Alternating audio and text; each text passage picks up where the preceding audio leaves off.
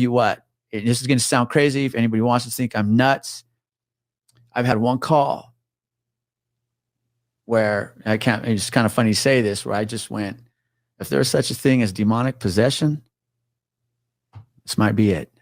And, because you deal with unstable people all the time, but this one call I had, it was just like, you're not thinking that when you're on the call. You're not thinking, oh, that's just the devil. I've seen The Exorcist. I can just, power of Christ compels you. Let's move on. What do you mean by call? Like, I got called to, I was working with this young officer, and we got called up to this house up here on the mountain over by, it's up here on top of High Ridge, Franklin Hills area, way up here. Beautiful, beautiful neighborhood. Yeah.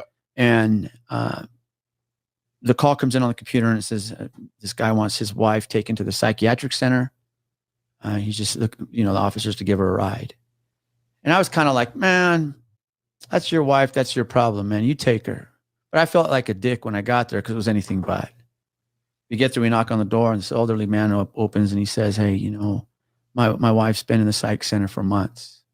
They've let her go, and she needs to go back. And I'm afraid to put hands on her because I don't want to fight her. I don't want her to fight back, and I don't want to be accused of hurting my wife. We've been through enough. I'm a jerk, man. She starts telling me a little bit about her, right? He says, well, she's upstairs. He goes, she's been out, I don't know, a few weeks, but she's not eating. She hasn't showered. She's not taking care of herself. She's not on her meds. And she's just been pacing up and down, back and forth, just pacing. And he goes, be careful where you step when you go up there because there's blood along the floor. All right, because she'd been dragging her feet and it just like gnawed her feet down. And it was causing them to bleed out. Jesus. Yeah.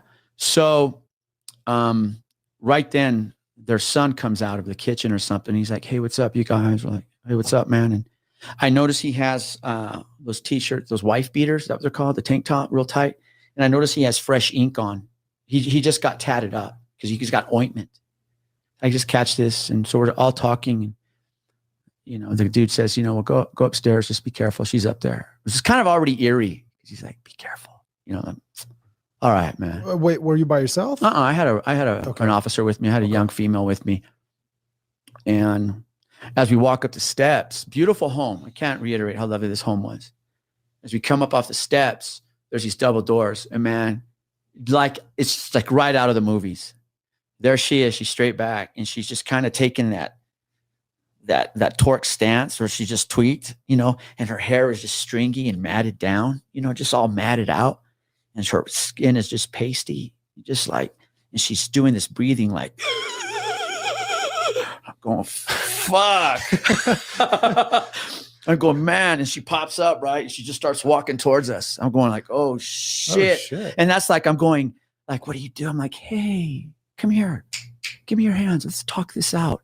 Like, no, that's not going to work, man. And she walks right towards me, and she beelines it right back to where she was started. And she's just going back and forth, dragging her feet. And she's like hyperventilating and her body's jerking. I'm going like, what the fuck? No, I'm well-versed in crazy bitch because I've dated a few of them. But this was on another level, man. This was on another level. And I get the officer I'm with starts talking to her, and they're like facing each other. And this lady, she just looks at me. She just turns and looks at me, right? And she shallows her breathing, and she's looking at me, and I'm going like, what the fuck is she doing, man? I felt like red flag one, like something in her was watching me. I know that sounds nuts. That sounds like when we're looking at each other now, it's not like that. Like something was, I'm going like, this is fucking weird. So right then their son comes upstairs. And he sees I'm engaged in this. He goes, hey, man. I'm like, what's up, dude? He goes, I'm a Christian rapper. And I'm going like, what? He goes, yeah, man, I drop beats for the Lord. I'm like, okay. I mean, and I'm telling my house. Yeah, I'm going, we got to get her. Let's get her out of here. And then right then, this old man comes up, and he has something in his hand. And I'll get to that in a second. He has something in his hand. And the kid does something. Red flag number 2. The kid takes a key out. And he unlocks his bedroom door and a deadbolt. I'm going, who does that? Right. I mean, you don't even have keys on this, probably on your doors to the bedrooms here. Regular. Yeah. Regular. Yeah, who has Yeah, keys? the little inside Okay, lock yes. on the doorknob. And this is also custom where it's a deadbolt. Oh. Like, who does that? But I'm thinking that I'm not thinking. It's just like Holy things are shit. like, and he says, hey, check this out. And he has this little machine. It's you can drop, I'm like, oh, okay, dude. He has his Bible and he sees that I have tattoos. He goes, do you have to cover those up? I'm like, yeah, man. He goes, check this out. And he shows that tattoo now. And it's this angelic Christian, whatever this thing is, like a protector, a heavenly protector type thing, some religious thing. And he sees I'm watching this and I'm telling the officer, let's go. Let's get her going. It's the whole time she's engaged in me. And the kid says something, and I'll never forget this. Now, again, I say demonic or this, if it's something else, it's not like Hollywood, man. They're not crawling on the walls and heads spinning around and these voices and all that cool shit. No, this is real. And this kid says, sir, I'm like, what's up, man? He goes, this is nothing. I'm like, what do you mean this is nothing? He goes, you should hear it at night.